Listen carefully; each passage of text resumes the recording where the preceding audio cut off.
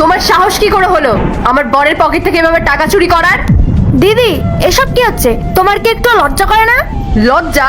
লজ্জা তো তোমার করা উচিত। আমার স্বামী দিন রাত হাড় ভাঙা পরিশ্রম করে টাকা উপার্জন করছে, আর সেই টাকায় তোমরা ফুর্তি করছো আর বলছো আমার লজ্জা করবে? তোমাদের এসব করতে একটু বিবেকে বাজছে না? বৌদি, টাকাটা যখন আমি নিয়েছি, তুমি আমাকে যা খুশি বলতে পারো, তুমি আমাকে যা খুশি শাস্তি দিতে পারো, আমি মাথা পেতে মেনে নেব।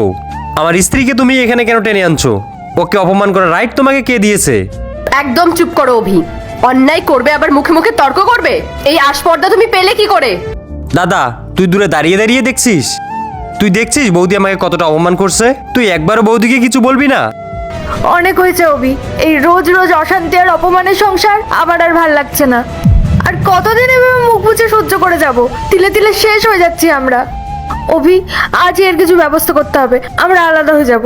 এই দুটো ছবির ভেতর থেকে যে কোনো একটিকে ভালোবেসে থাকলে ভিডিওতে লাইক করে চ্যানেলটিতে সাবস্ক্রাইব করে দাও। আর যদি না করো তাহলে আমি বুঝবো তোমরা ছবি দুটোকে ভালোবাসো না। আর কমেন্টে লিখে যাও আমিন। দেখো স্নেহা, প্রত্যেকটা সংসারে এরকম ছোটখাটো অশান্তি হয়েই থাকে, তা বলে সংসার ভেঙে আলাদা হয়ে যাবে এটা কিন্তু ঠিক না। মেঘা, টাকাটা দাও, টাকাটা দাও।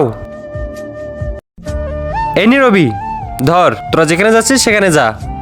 না দাদা, আমি আর কোথাও যাব না, ঘোরার আনন্দটাই নষ্ট হয়ে গেছে।